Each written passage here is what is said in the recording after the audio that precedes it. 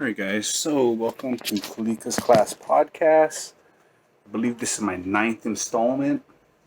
Today I have a special guest, Madeline Calica. She is right here. She passed out. Oh. Yeah, you good, you good. Okay, so why do I have a baby attached to my belly right now? Um, let's just be let's let this just be another cautionary tale about having kids when you're too young, students. Okay, this child, she's a blessing, but she doesn't like to be by herself. So if she's not in a carrier or being held, she's crying. So right now I'm on daddy duty. I have her attached to my belly. I gotta make sure she's not suffocating because of my belly once in a while, but I think she's good for now. So hopefully she don't cry. We will find out, I guess. We are in her nursery, as you can see by the rainbow behind us. If you guys want to see that rainbow, sure, why not? Why not? I'll just put that on for you guys. Bam, got a rainbow. This is her little nursery we got. But anyways, so today I just wanted to check in with you guys. It's been a while. I haven't been posting as many podcasts, mainly because of someone over here.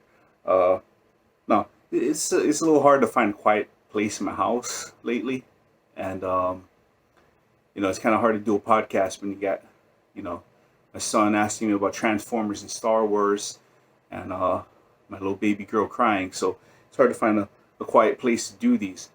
So I'm gonna try and see how long we have today. But today I want to talk to you guys about something that I think you guys are interested in. A lot of people told me about this in class or asked me questions about this in class. But money, basically, right? Everybody is interested in money. Everybody's interested in finances. Now, when you use that word finance, right, it's kind of boring, sounds boring. But reality, right, if you don't know how to spend your money, if you don't know how to save money, if you don't know how to invest your money, um, you're you are not going to live the best life you can live. Anybody that says money isn't everything, money's not everything. Okay, money definitely helps. Anybody that tells you differently is lying. Okay, money definitely helps you live a more comfortable life. Okay, I'm not saying you need to be rich, but at the same time, you're not going to be the happiest person you can be if you're poor. Okay, so money definitely helps you be more comfortable in life. Okay.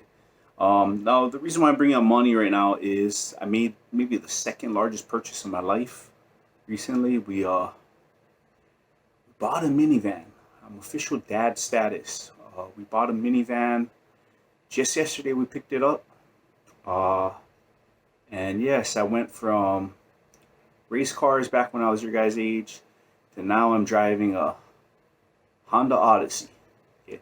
But I wish I was disappointed, but I'm actually kind of excited. It comes with a lot of cool features, uh, like you got the sliding doors and all that, automatic doors. You get the automatic tailgate and all that. I know that's like, oh my god, that is so lame, Mister. It is pretty lame, but you know, um, question is, why did I buy a minivan in the middle of a pandemic? Okay, right now, just based off of what I've been reading and kind of my own personal experience, right now is a great time to make a big purchase with cars. First of all, like I said in my last podcast, we want to stimulate the economy. Okay, right now dealerships are hurting. Car sales are down because people are not going to car dealerships. People are, either too afraid or people don't have the money. Again, as I talked about before, a lot of people are unemployed. You don't have A lot of people don't have the money to put a down payment on a car or even thinking about buying a new car because they don't got a job. Okay, so on top of that, that means that again the domino effect is car dealerships are suffering. Knowing this, I wanted to help again, the economy, we were looking for a minivan at the same time. On top of that, because I know that car dealerships are hurting, that gives me leverage, right? They want to make the sale. They're trying to sell me that minivan, and they don't want me walking away. And so I use that to my advantage. And I was able to get a really good deal on it. Um, Again, we talked about this in class before about purchasing vehicles. Okay, right now the APR for this brand new car is at 1.9%, 1.9% APR. Okay, if you guys don't remember, APR stands for annual percentage rate. It's the interest rate that Honda is charging. Again, I don't got $40,000 to buy a minivan with, so that means I have to borrow money from the bank. Okay, the bank's not going to let me borrow money for free. And again, APR, or that interest, is how the bank makes money. Okay, they're not going to let you borrow $40,000 for free. They want something in return. And so again, that 1.9%, that's what they're getting in return. That's the interest rate you're paying the bank to let you borrow money. Okay, so right now the interest rate's really low. 1.9% is pretty good. I was hoping for 0%, but it didn't seem like that was going to happen. I tried wheeling and dealing. There are some car manufacturers right now who are offering 0% interest rates. Okay, but at Honda, I guess they're not suffering that bad. Okay, so, but again, so right now, okay, if your parents are looking or were looking for a car, if they were looking for a new vehicle, and they still have their job, they're still comfortable, right now is a really good time to go to or start talking to a dealership, and trying to make a deal with them, because again, they're trying to make that sale. Okay, you have that to negotiate with. On top of that, so as I was saying, on top of that, um, the way that dealerships are negotiating sales is a little different. I did everything via text. The way that I negotiated with the salesperson is all through my phone, through text messaging. Personally, I liked it. I didn't have to worry about this pushy salesman trying to, wheel and deal me into a car, try to, hassle me into, a car I can't afford. I was able to do everything through texting, through email, and personally, I thought it was way better than a in-person transaction. So let your parents know if they're looking for a car right now is a good time to buy. So again, right now, you want to stimulate the economy. That's one reason why I bought this minivan. On top of that, I thought it was a good time to do so. I was able to get a really good deal on this minivan. Okay, basically I was able to get it for a little bit more than what the dealership paid for it. Okay. Now that's something else I want to teach you guys. So I had the dealership show me what the invoice price was for this minivan. Okay, so the invoice price for this minivan, it was a 2020 Honda Odyssey, was $34,480. So what is the invoice price? Basically, the invoice price, that is what the dealership paid for the minivan, to have the minivan. Okay.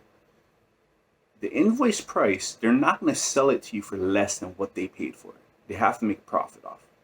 So if you're trying to get below invoice, that's not going to happen unless they are that desperate that they're literally just giving away cars. They're just trying to get rid of cars. Okay.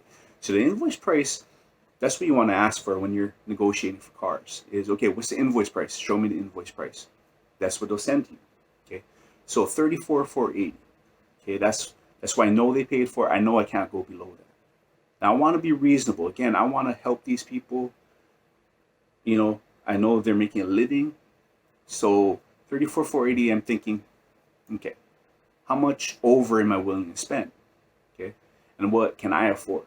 Okay, so basically we're able to negotiate to about, I think it came out to about 35,000, I think like 700 or something. Okay, so a little bit over $1,000 over invoice.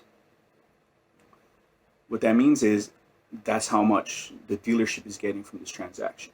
Okay, how does a salesman make money off of this? Okay, a salesman is making a percentage off of that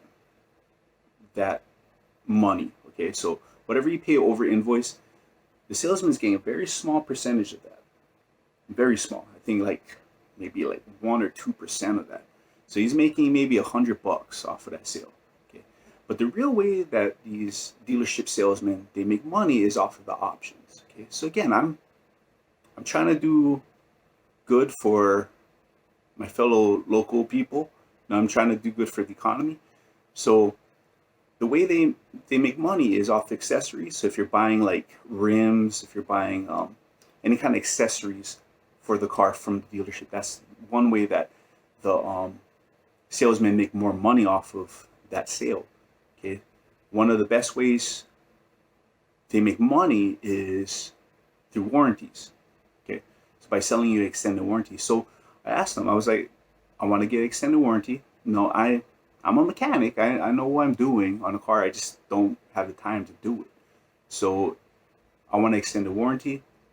If you guys don't remember, extended warranty, basically if anything is defective on the car for a certain amount of time, the warranty covers it.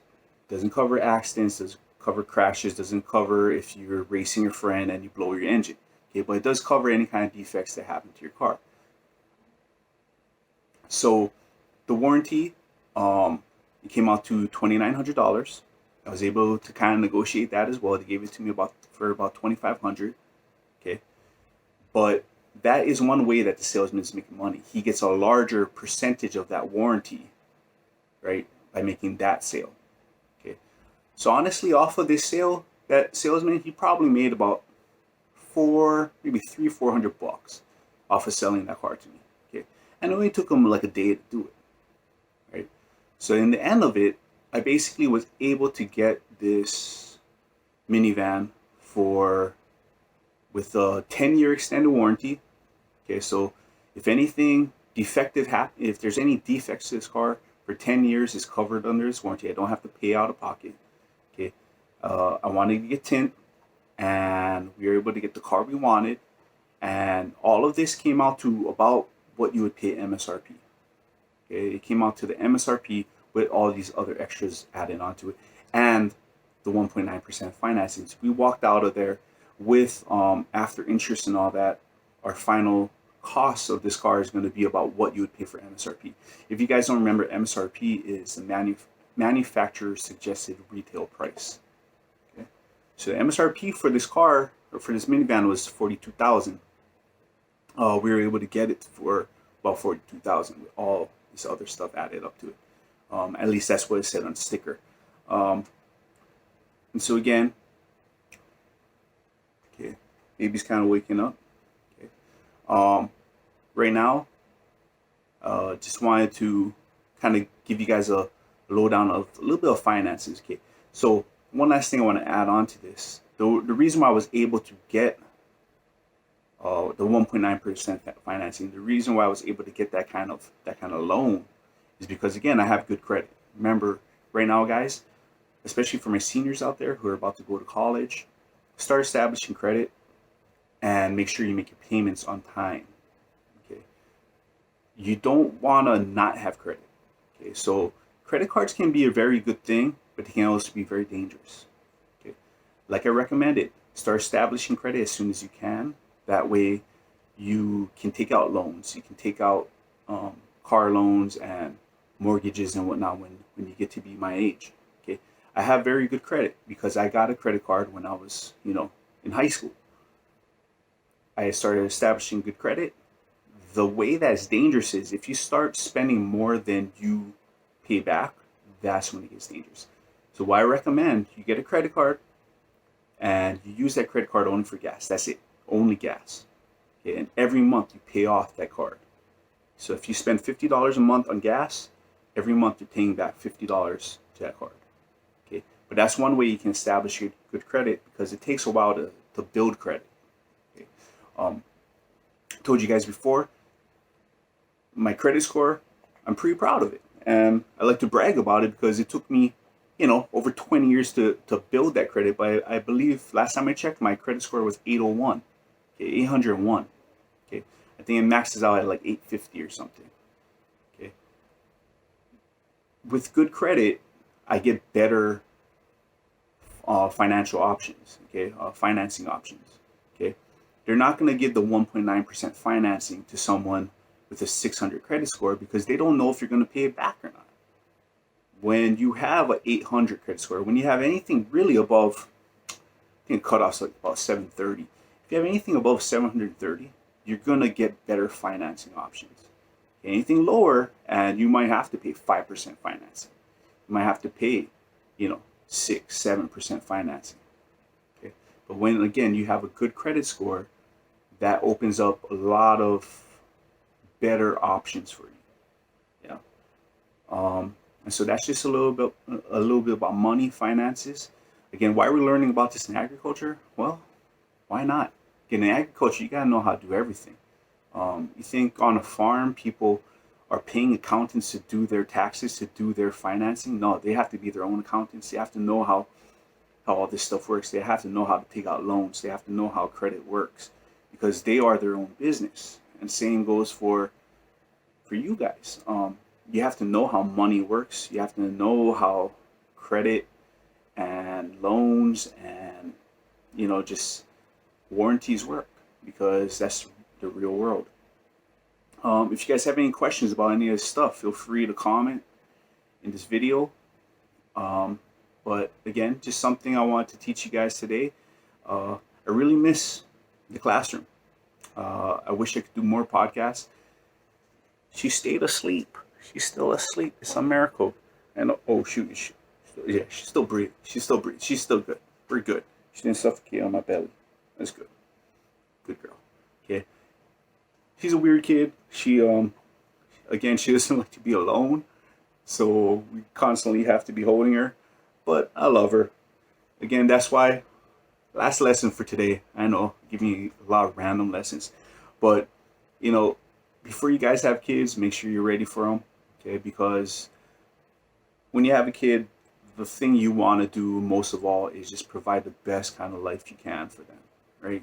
And if you guys are teenagers, it's gonna be a lot more challenging. Trust me, to provide the best kind of life you can for that child. Now, some of you might have young parents who had you when they were in their teens or 20s, right? And you made it through. But I'm telling you right now, it'll probably be a lot more challenging. It's not that it's not doable, but I definitely, again, I would highly consider you guys holding off on having kids until you're financially ready and also mentally ready. There's really no way to be mentally ready for a kid, but I say the older you are, the more mature you are, the better off you are. But even then, I'm still going kind of nuts. She wakes up a lot at night. But anyways, so this was another podcast. Say bye to Madeline over here. She passed out. But I miss you guys, and just be safe out there and take care.